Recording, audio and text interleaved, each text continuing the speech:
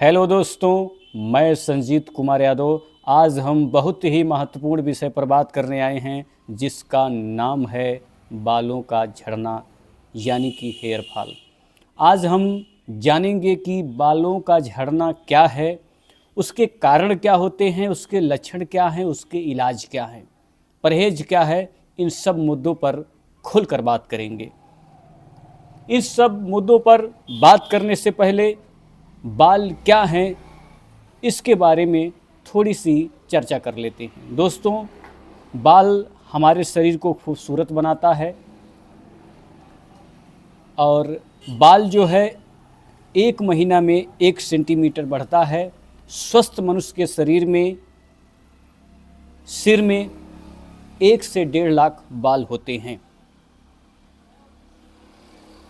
और 50 से 100 के बीच में अगर आपके बाल झड़ते हैं पूरे 24 घंटे में, तो ये एक नॉर्मल प्रक्रिया है।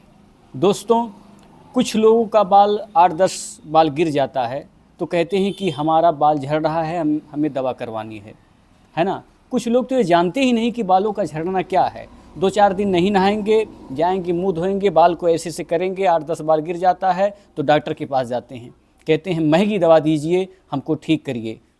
कुछ लोगों का 4 बाल गिर जाता है, कहते हैं कि 4 बाल गिर गया, दवा करवाने जाऊंगा। वो लोग जानते ही नहीं हैं कि सही बालों का झड़ना क्या है। बिना बीमारी की ही दवा खा रहे हैं। कम से कम ये तो जानो यार कि बालों का झड़ना क्या है। अनावश्यक दवाइयाँ क्यों शरीर को दे रहे हो, है ना। तो अब आइए हम बात करते हैं कि बाल झड़ने के प्रमुख कारण। पहला कारण है आनुवंशिकी कारण, यानी कि हमारे पिता हमारे दादा का अगर बाल झड़ा हुआ रहता है या उनका झड़ता है कि दादा का झड़ता हुआ आया है, हमारे पिताजी का झड़ता हुआ आया है, तो हमारा भी झड़ेगा। ये जो है आनुवंशिकी कारण हो जाता है, यानी हमारा भी झड़ेगा। इसका कोई इलाज नहीं है, निराशाजनक रोग है ना। दूसरा कारण है तनाव। अगर हम तनाव लेते हैं तो भी हमारे बाल झड़ते हैं। ठीक।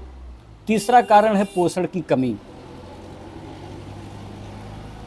हमारे शरीर में जब पोषण की कमी हो जाती है, यानी कि विटामिन, मिनरल्स, ये सब की जब कमी हो जाती है तो जिससे हमारे बाल झड़ते हैं। जैसे अगर हमारे शरीर में आयरन की कमी हो गई, जिंक की कमी हो गई, बायोटिन की कमी हो गई, प्रोटीन की कमी हो गई, विटामिन B12 की कमी हो गई, विटामिन D की कमी हो गई, विटामिन A की कमी हो गई, विटामिन E की कमी हो गई, तो हमारे बाल झड़ेंगे। और बाल झड़ने का सबसे प्रमुख कारण है biotin. Vitamin A, vitamin E, vitamin B12, ये सब तो प्रमुख कारण है ही हैं, लेकिन सबसे लीड रोल में आता है बायोटिन। अगर आपके शरीर में बायोटिन की कमी है तो आपके बाल झड़ेंगे। अगर आप बायोटिन का कैप्सूल खा लेते हैं, है ना, 2-4, 10, 15 दिन, 20 दिन, तो आपके बाल जो है झड़ना कम हो जाएंगे और बंद भी हो जाएंगे, है ना। तो कुछ कैप्सूल बायोटिन प्लस नाम से भी आता है, जिसमें जो है बायोटिन के साथ साथ vitamin D, vitamin B12, vitamin A भी होता है, जिससे हमें और मजबूती मिल जाती है ना। तो इससे भी बाल रुक जाते हैं। इसलिए दिनचर्या मेंटेन करिए, फल फ्रूट खाइए, हरी साग सब्जी खाइए, खूब ज़्यादा पानी पीजिए, एक्सरसाइज करिए, शरीर का सर्विसिंग कर दीजिए, बाल लहलाएंगे जैसे किसान की खेती गेहूं लहलाते हैं, ठीक है ना। लेकिन क्या करोगे, आदत से आप मजबूर हैं। दारू छूट नहीं रही है, सिगरेट छूट नहीं रहा है, सुरती तीनों टाइम खा रहे हैं, TDS। तो हमें दिनचर्या भी तो मेंटेन करना है। दारू रोज़ पी रहे हो, कह रहे हो बाल झड़ रहा है। भाई दारू नहीं, 3 लीटर पानी पीजिए रोज़, है ना। तो ये सब हो जाता है। चौथा कारण है हार्मोनल बदलाव। जब हमारे शरीर में हार्मोन्स इनबैलेंस हो जाते हैं तो जिसके वजह से बाल गिरते हैं। जैसे थायराइड, अगर आपका थायराइड बढ़ गया है तो भी आपके बाल गिरेंगे।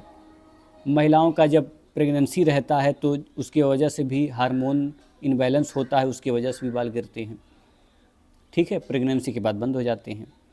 तो ये सब भी कारण हो जाता है। और कुछ चिकित्सीय स्थितियां होती हैं जिसको कहते हैं डॉक्टरी किया जाए उसमें। जिसे अगर आपके बाल में जो है टिनिया रोग हो जाता है, फंगल इन्फेक्शन हो जाता है, तो इसकी अच्छे से डॉक्टरी की जाती है, यानी इसमें गारंटी होता है मरीज़ ठीक हो जाएगा, है ना। अगर आपको टिनिया रोग है तो एंटी फंगल दवा दी जाती है, जैसे ट्राकोनाजोल, फ्लूकोनाजोल, सेट्रिनाजोल, ओबेरोकोनाजोल, है ना। एंटी फंगल दवाइयाँ स्टेरॉइड चला करके जो है उस फंगल को ख़त्म कर दिया जाता है। और जब उस जो है जब मतलब फंगल जब ख़त्म होता है तो हमारे बाल धीरे धीरे आने लगते हैं, क्योंकि जब फंगल इन्फेक्शन रहता है तो यहाँ पर खुजली होगी, लाल चकत्ते होंगे, लालिमा होगी और बालों की जड़ें कमज़ोर हो जाती हैं, बाल टूटते हैं। तो इसका ट्रीटमेंट किया जाता है, ये ठीक हो जाता है ना। किसी अच्छे डर्मेटोलॉजिस्ट को दिखाइए और अपना ट्रीटमेंट वगैरह कीजिए, है ना।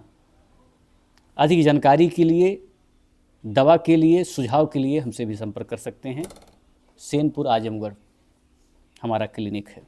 दोस्तों, आगे हम बात करते हैं कुछ मेडिसिन जो खाते हैं मरीज़, उसके वजह से भी होता है। जैसे केमोथेरेपी अगर होती है मरीज़ का, उसका दवा खाते हैं, उससे भी बाल झड़ते हैं।